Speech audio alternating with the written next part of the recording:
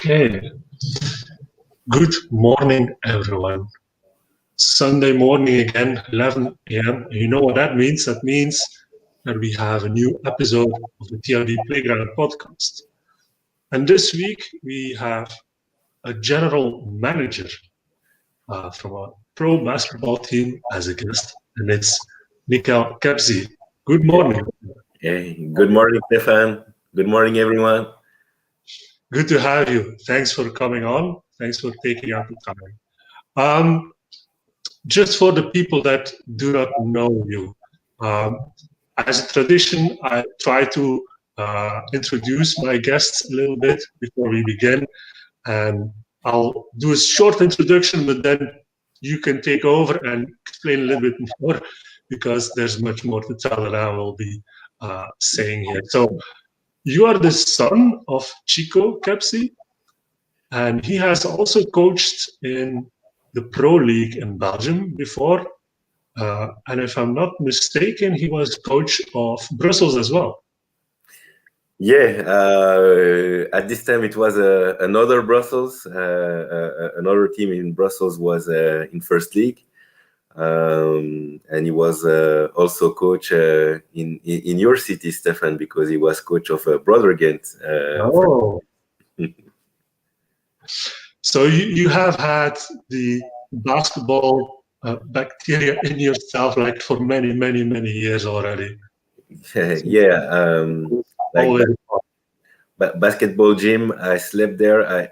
I ate there, and for sure, my dad was behind me to don't play basketball but to study. So, Daddy, thank you very much.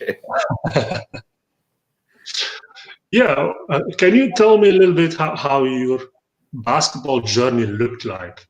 Like, did you play? Did you coach? How did it look like? Yeah.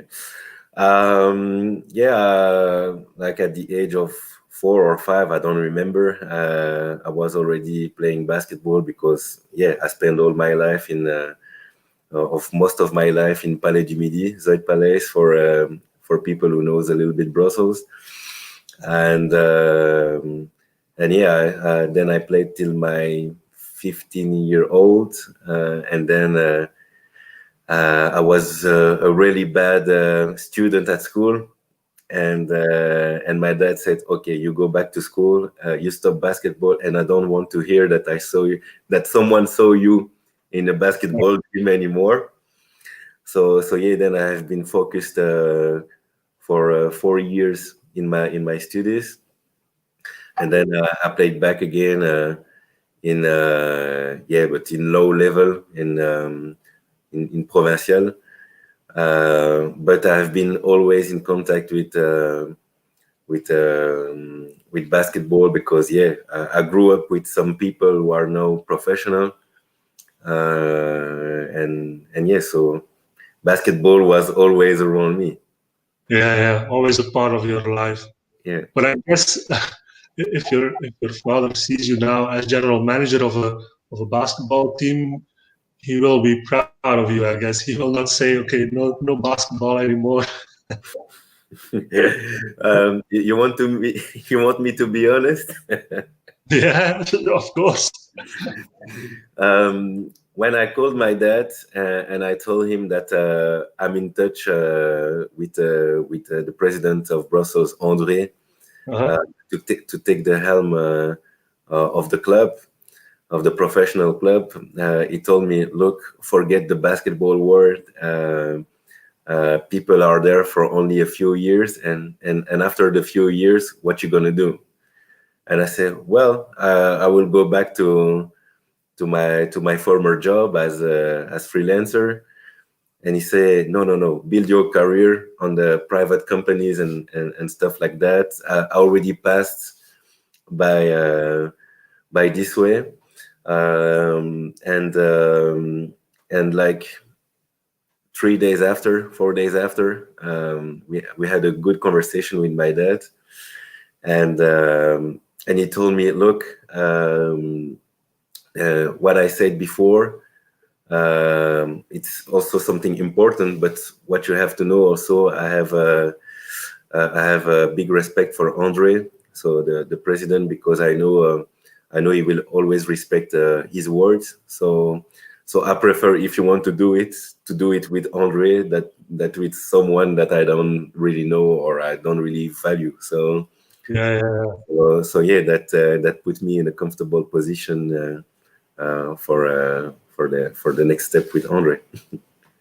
So you could say that your father tried to guard you a little bit from what is happening within the pro basketball world.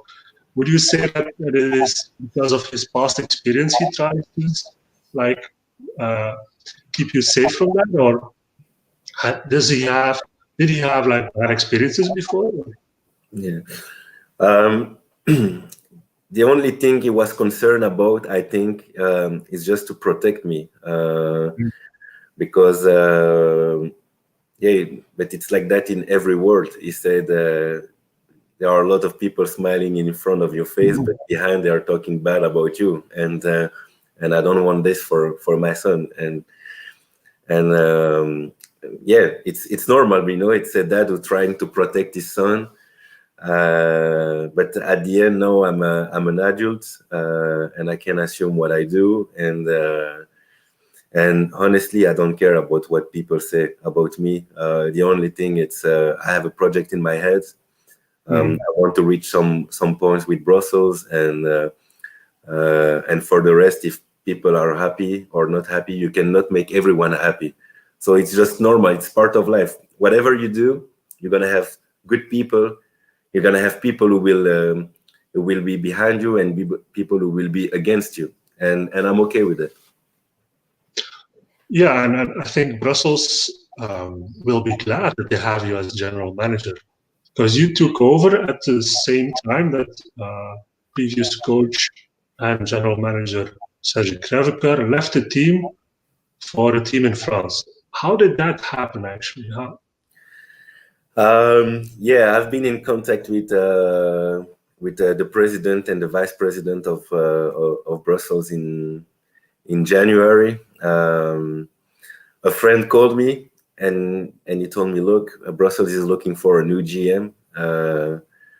Are you interested? Because they thought about me for the job, but maybe I think that you can do that better than me. What you think about that? And I say, well, I will send a message to Serge about that.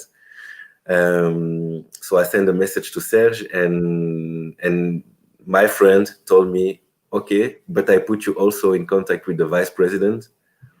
And then the vice president put me in contact with Andre, and so we had a good conversation, a long conversation with Andre.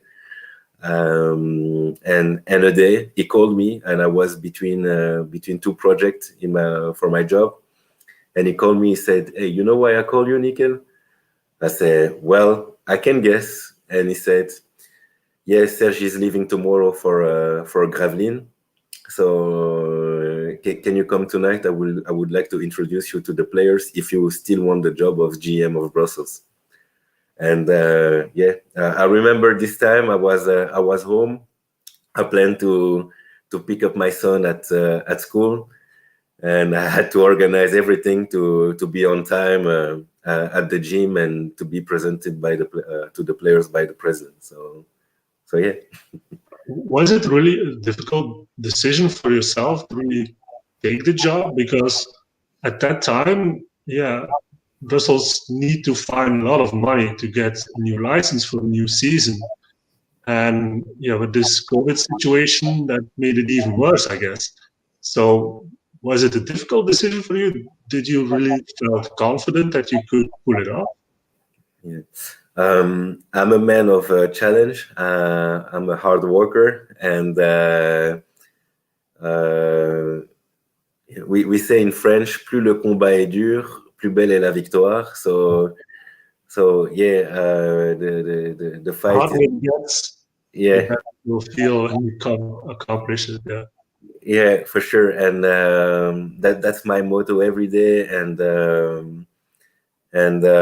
yeah, I was really happy to take this job, because that was a big challenge. We were talking about Brussels no more in Pro Basketball League because they lose their couteau suisse, their Swiss knife, sèche-crève-cœur. And this guy made an amazing job with Brussels in the past. This guy took a team in third league, brought it in first league, went to the finals, qualified for a European competition. And so, yeah, it's really not easy to come after Serge and take his job of GM, because I have no ambitions to be the coach. But yeah, it's a very, very big challenge. But bigger is the challenge, bigger I'm motivated. Very big too. So yeah, it was an easy decision to make it happen, Yeah. And if I missed, what people gonna say? He tried, So True. Absolutely, yeah. But how did you take on this job? Like your first couple of weeks and months, really, because the focus was to get that new license, right? What did you do to convince sponsors to stay on board? Yeah. There is a big fan, a big supporter. He was also coach for the youth academy in our club. His name is Jacques Van der Rest. Thank you, Jacques, for the amazing job that you did. Jacques knew all the sponsors of the club. I arrived like a new man. I didn't know anybody. I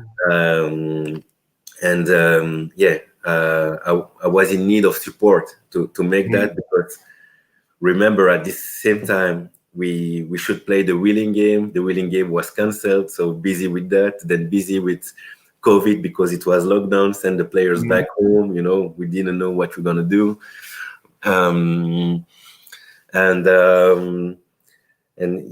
About the sponsors, because it was in the press that Brussels will probably stop at the end of the season because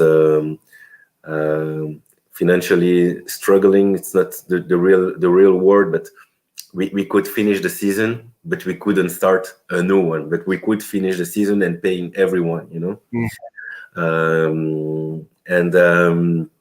all the sponsors, all the fans.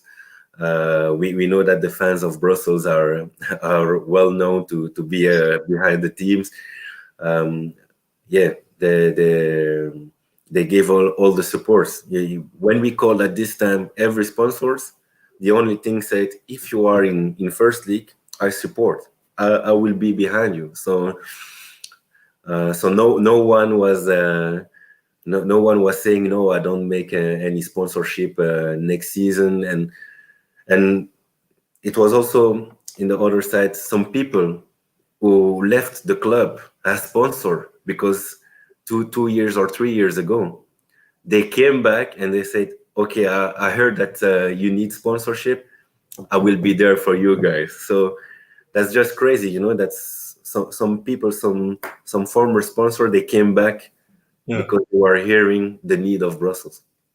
So is that the power of Brussels basketball, that you have such a good reputation as a club, as an organization, that people just really want to see Brussels succeed?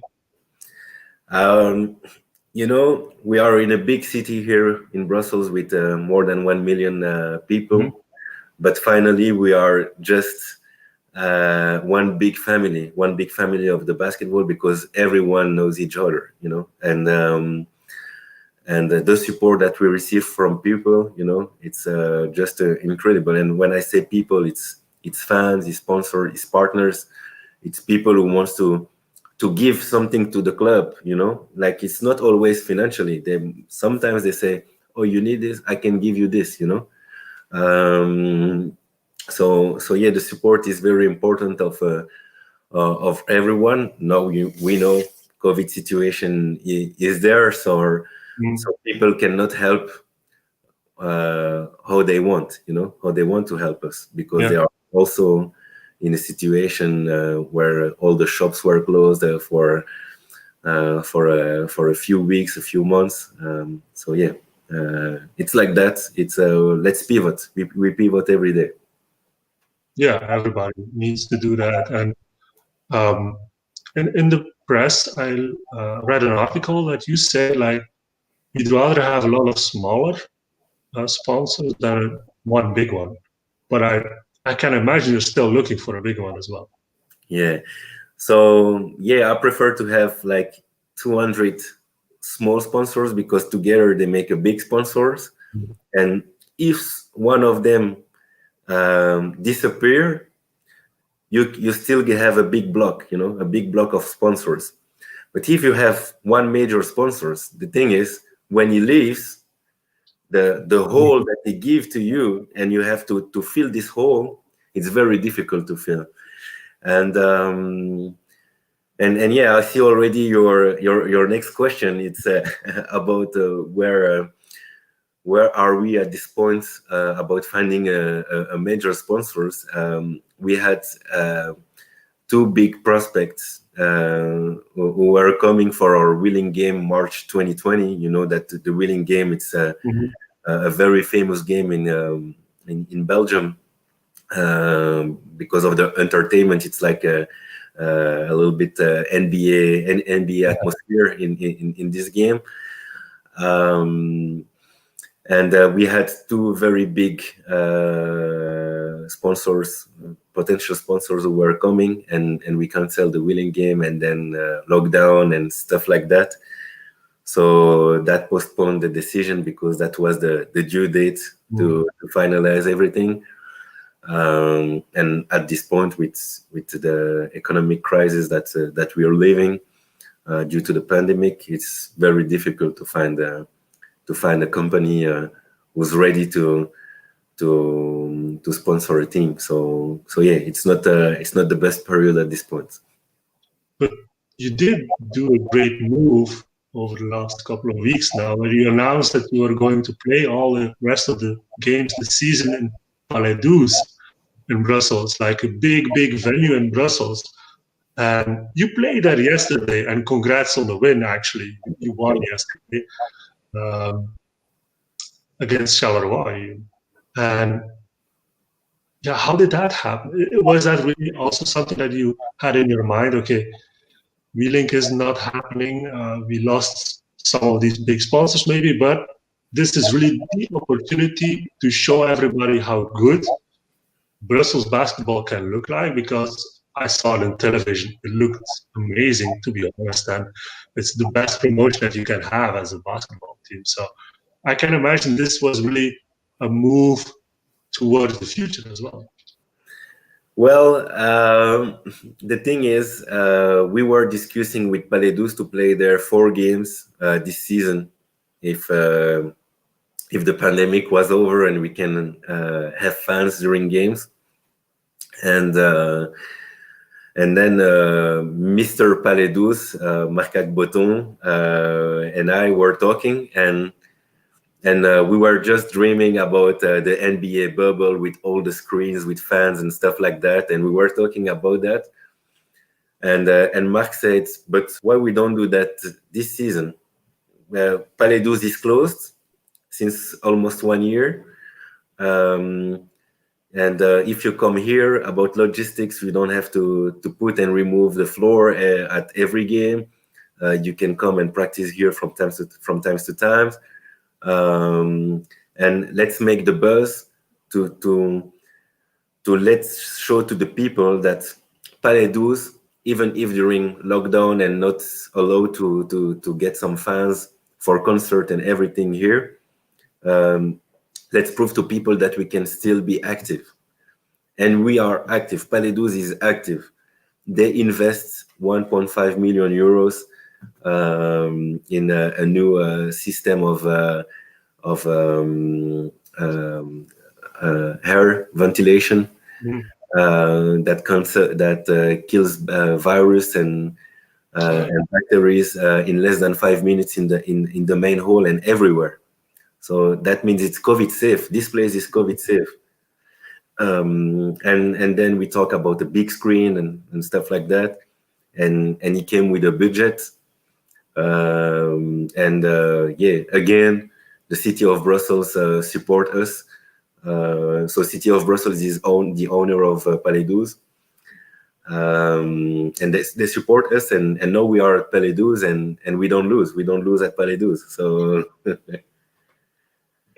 Yeah, you mentioned before we went on air that you teach this to the players as well. Like, we don't lose at Palais do so, but they yeah. don't even know what it means, right?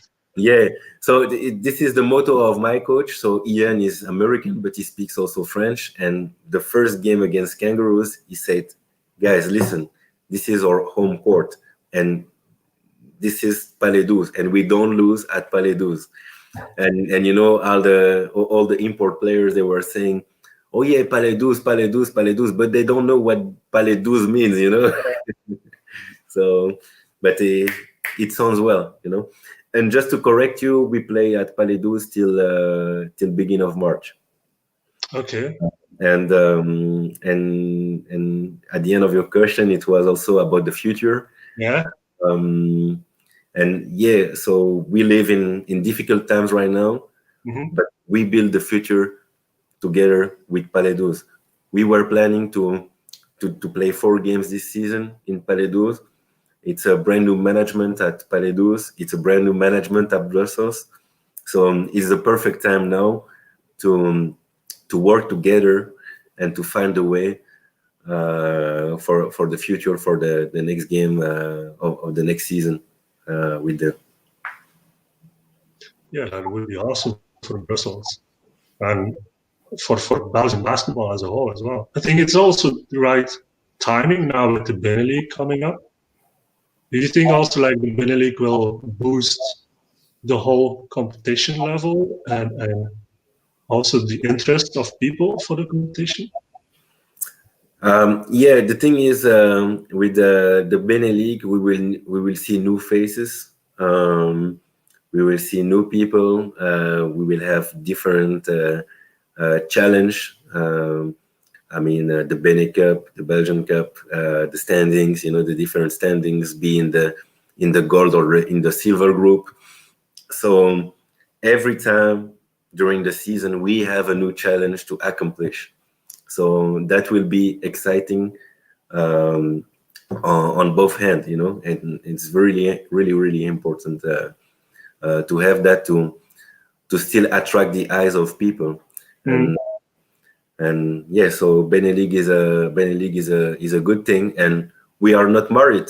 If people doesn't like it, we see in the future what we do. But we had to do something new in the basketball competition here in Belgium, because we were struggling with 10 teams every time, and the league. Uh, I mean, Wim van de Keer took the lead of this project, and he's doing that really, really good, really, really good. I'm impressed about his work. Yeah, and I think it's a great thing for the fans as well. I mean, more eyes we can put on basketball, the better this is. In this situation, it's not easy. You know, within COVID, even if you're playing in this big venue, there's no fans coming to the games. You have the big screen, which is amazing, of course. How does it impact? How do you feel the impact of not having fans within the venues Yeah. on the club itself? Okay, there's definitely an impact on the players, but what about the club? What about how the club runs? Do you think it's a big impact? Um, so there are 2 points. The first point, emotionally, there is no emotion in the gym without fans, and now we see them on screen. So we have a big screen in front of us, 16 square meters in front of us with fans, and also we have a big television screen on the bench of the players. So we see every time the fans, and when they're cheering us, they give us the energy, because the bench is giving energy to the players on the court. Yeah. So now it's a new way to work, but it's really, really good. And financially, yeah, it's difficult, but we had to play without fans, because basketball must be alive, and Mhm. to be alive, we had to play to still exist. Soccer, they still play soccer. They start the season in August like they do every year, and we were postponing and postponing uh, Mhm. the league again, and yeah, start later. I think would kill us. So we took the good decision to start now, to start in November, even if it's really painful financially. You cannot imagine. For us, it's painful, but for other teams in Belgium, it's more painful than for us. And but we have to be alive. Mhm. Yeah, financially will be indeed a big challenge. And how do you cope with that when putting together a team? How do you cope with this when attracting new players for your team? Do you get the players that you wanted, or how does it work? So about the recruitment, first of all, and you have two ways to manage a club: financially, or with the eyes of a sportsman. You want to compete, and we had to find the right balance between both of that. But yeah, with my coach, we sat down and we described how we want to recruit. We wanted to recruit about behavior, so we want to had a lot of conversation with players on FaceTime at this time, Mhm. to see their reaction, the body language, ask a lot of questions, not only about basketball, but also their private life Mhm. and stuff like that. Get to know each other, is it a fit between the people too? It's also important. um, Second point is it was also about the talent. We wanted to make a good balance between youth and experience. That was also important to us. And also the coach defined the way he wants to play. And so the question was always, is it the right fit, Mhm. for the type of basketball he wants to play? Is it the right fit about balance, youth, and experienced player? And is it the right fit about personalities too? We are not looking for. We were not looking for 12 people with the same personality. We were looking for 12 players with um, that can complete each other with the personalities. So yeah, and we have a nice group, and the atmosphere is really good. And now we are winning. So yeah, this is gonna be a difficult season for us because we have one of the last budget of the league. But we enjoy every moment. If we lose or if we win, we're just happy to be back to be back live. Yeah, yeah. Did it help that you were, or that you still have like the FIBA license as an agent to look for the players? So yeah, just to be clear on that, when Andre called me and he told me, hey, you know why I call you? Can you come tonight to introduce you to the players? The first thing I had to do, and it's completely normal, I had to send an email to the FIBA with all the board in copy to ask me to resign me from the license. But yeah, that helped me to, because when I had the FIBA license, I've been in contact with so many agents all around the world, with so many players too.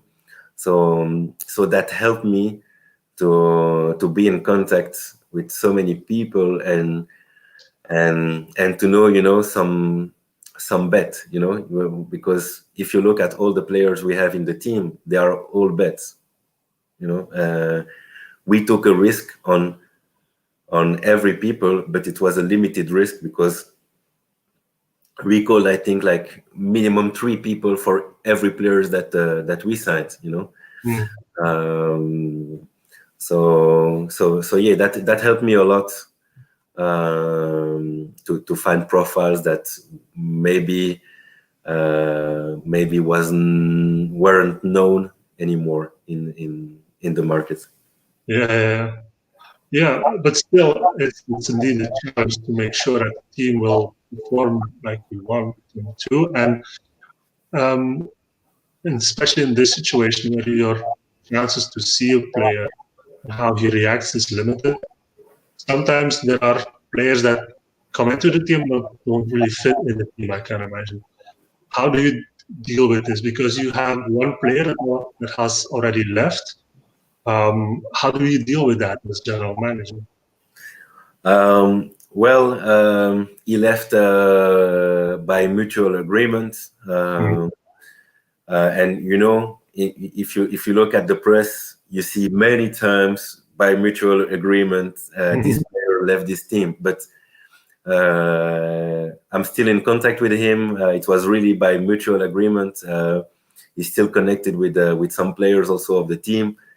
You know, sometimes you just don't have the right fit, you know.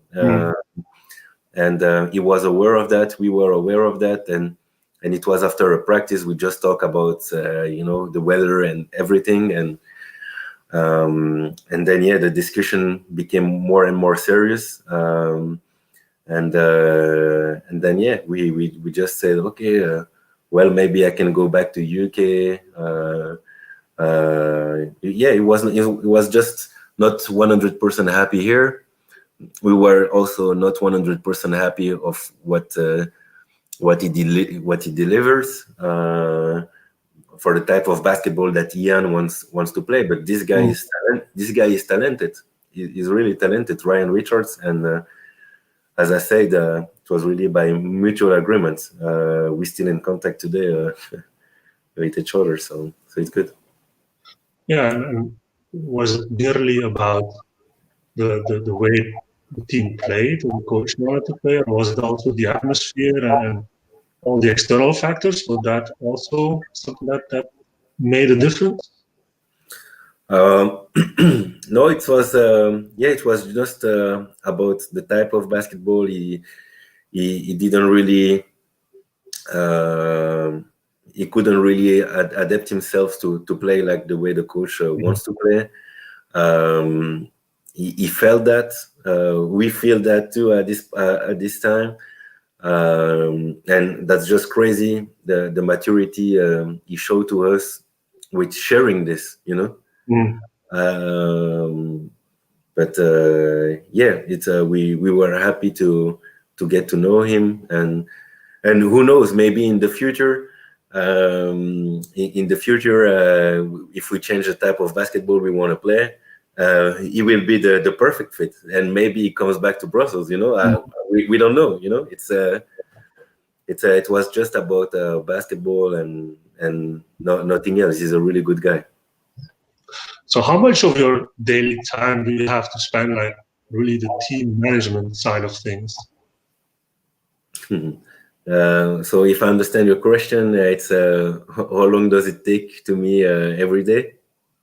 Yeah, I mean, you're a general manager, so you have all these different tasks that you have to do on a daily basis. I mean, you have to run a basketball team, so there's many moving parts.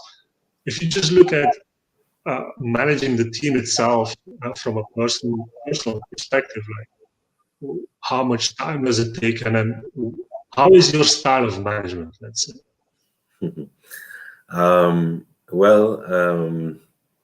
For the basketball side, you know, I delegate a lot to my coaching staff, and they do an amazing job with what they are producing.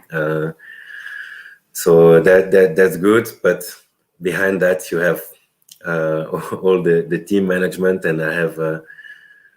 If we talk about the sports decision, okay, I'm part of it. But if we talk about all the logistics and a lot of stuff like that, I can count on good people who surrounded me. I think of Yves. I think of Karim. The players gonna love when they're gonna hear this. But yeah, I have the support of people, of volunteers around me, and that helped me a lot. And so I can be a little bit more focused about the general management of the club. But yeah, for sure, every day I watch one practice a day. So there are two a day. I watch one of them. If it's not the entire practice, I will watch minimum 1 hour to see the atmosphere, to see how the guys are running. Also follow people who gets injury. So yeah, it's a lot of. I need 3 lives. I need 3 lives to do my job. Yeah, I need 3 lives. Did you think that it would be like this? Was that in your mind already? Like, okay, if I'm a general manager, this is what my day or my life will look like? Or were there still things that really surprised you as, oh, this is what general manager needs to do? Well, when I arrived, the challenge was really big. So I was ready to work really hard. So it's not a problem to me. It's also we live in a global pandemic, so it takes time to settle everything.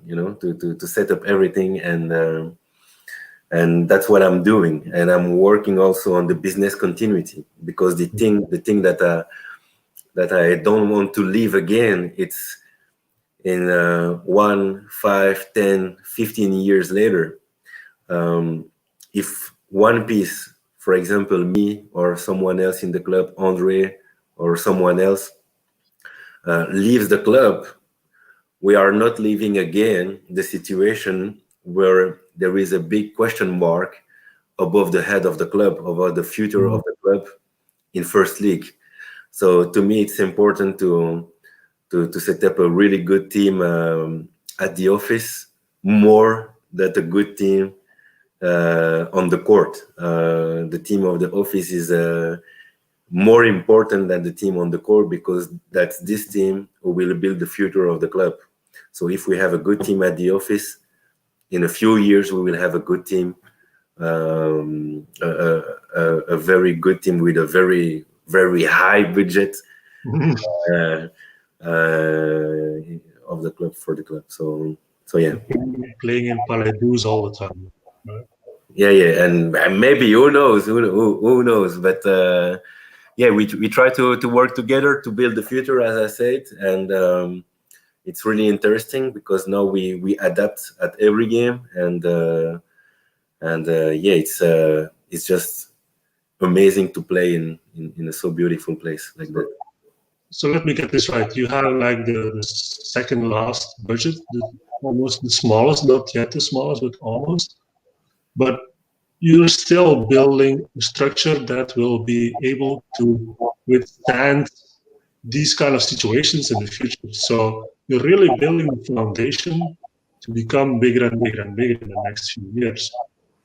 Is this like a model that you have seen from other clubs as well? Honestly, not. It's just what I learned. I have learned from private companies when in my former job. It's you need strong team, strong organization to make great results. And yeah, here again, all the boss that I had. So I'm really happy of that. I had great leaders in my life. I can talk about all of them. That will take 1 hour to talk about all of them, but they all learned me a lot of things, and the things they all learned me. It's we have to get a strong organization to get strong results, and yeah. So now that's what I'm trying to apply. Now I have all the keys to do that. So yeah, I'm building a strong organization to build a strong team and to get strong results. How important is a coach in this whole picture? Do you think if a coach changes, that it should completely shift the culture of the club? Yeah. So yeah, Coach Hanavan is doing an excellent job. He brought the culture. He brought a type of vision also about managing people. He's a great leader. And yeah, so when he came here, we said together, okay, we start from scratch, and let's build a new way of Phoenix, the rebirth of the Phoenix. And if you see how strong is the relationship of the coach with all of his players, that's just amazing.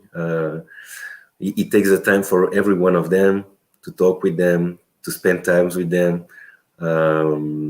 so to make sports with them. They lift together. He's trying to lead by example. So when they are in the hands of Pete Samples, the best physio in Belgium, he's working out with them to show them that he's not like a dictator. You do this or this or this. I'm doing with you guys. We do that together, and together we achieve more. And that's every time what he's doing. So yeah, I'm really pleased with that because it's also my type of management. So it's really good. It's a great fit for you and for the club. Yeah. But he's still not, he still doesn't have really the experience yet that some of other coaches have. Do you think that's going to be an issue for the future, or? Absolutely not. He's really open to feedbacks. So anyone who wants to give him a feedback is open to hear, to talk, to chat. And he's learning more and more. I'm learning too. I'm a rookie as general manager. He's a rookie as coach. Our assistant coach is a rookie as assistant coach. We are all rookies, but we grow up. We are growing up together, all together, and we will see in a few seasons how we worked, what we have accomplished. So yeah. And how will you deal with the criticism from the media, from those people that say, okay, not experienced enough, not sure what you're doing? Well, I didn't know this kind of criticism, but okay. Let's talk about why we have chosen Ian. We have chosen him because he lives in Brussels for 15 years. Identity was really important. You see also in the teams we have 4 guys from Brussels. That was really important for us to give Brussels back to guys from Brussels. Why we have chosen him, because he was working out with young talented players during summer times, and also pro athletes. They were working out with him during basketball camps. They have chosen Ian as personal trainer for basketball to develop their basketball. We have chosen Ian for his mentality, and also for the type of basketball that he wanted to play. So I said earlier that Ian wants to play a kind of way, and that's how we recruit the guys. But it's not totally true, because what he's saying every time, it's okay, if it doesn't work, I have no problem. If I worked 2 or 3 weeks about something, it doesn't work, no problem. I start again from scratch, and I see with the players how they want to play. So with all of this, we came up with Ian, and also he has a he was a former basketball player, and he was respected by all his teammates and also his opponents. And and also he attracts a lot of people you cannot imagine. I will not mention names because they are now under contract of other teams in Belgium. When we signed Ian, you cannot imagine, and we signed Pete Simples, both together. I received and he received also a lot of message of very experienced player playing in Belgium to say, okay, next season I'm here in Brussels with you guys. Right. So yeah, he attracts people. That's just incredible how people like him. So we can expect an amazing team next year. Well, we will see. It's also a question of money, but yeah, some of these guys was ready to make effort to be part of this project of Brussels. The rebirth of the Phoenix, and yeah, and even Maxime de Zeo last week told us like if he had to choose, if he wanted to come back to Belgium, which team he wants to choose, it would be between Brussels and Antwerp. So yeah. It's another story with Max. Yeah, okay, Ian and Pete Samples, they play a lot, but Max it's another story for people who doesn't know. He grew up in this gym. He lived in the street of the gym. He knows the president since he was born, and yeah, he's a close friend too. So Max, merci. You'll have to take him up on his word for that, of course. Yeah, I think we've covered a lot already, and it's great to see that you're really doing a great job in Brussels, and I hope that it will boost the club in a huge way in the future. But if you had to, choose which kind of a big goal that you want to achieve with the club, what would that be in the next few years? The biggest goal at this point is to get fans back in the arena. But I will be proud of the work that the club will do, because I'm sure we will arrive to this target. It's to play in big facilities with full packed people, and yeah, I would like to offer to my president a trophy in the next season, because he's the president. He doesn't receive any euros of the club, and he's working, I think, 8 hours a day with me to help me to run the club.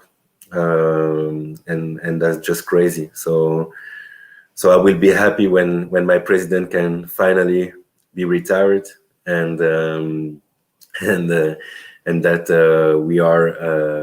we have the business continuity of the club, and maybe one day a trophy for him. That's for sure. Okay, great.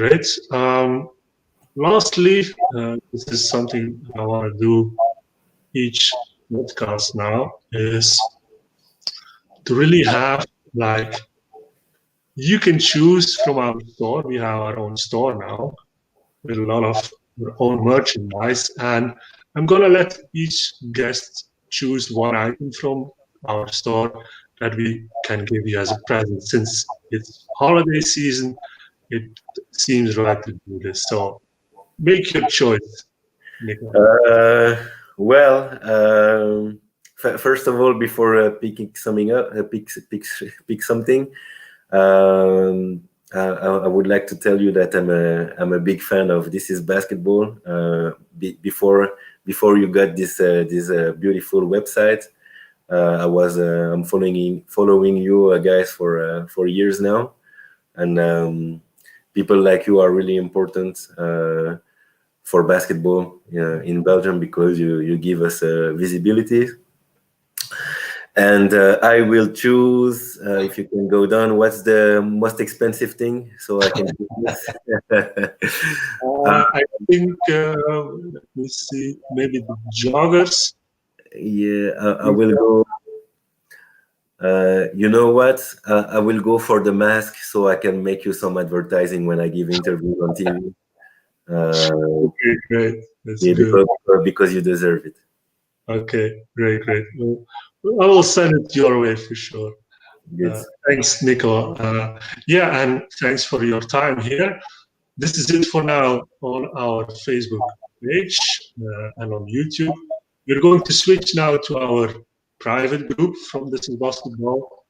We will put a link in the comments, and you can go there to see the last couple of minutes of our interview because I have still some nice questions for Nico that I want to get some answers from him. So, but for now, thanks for watching, thanks for listening, whoever is there, and I'll see you next week. See you guys.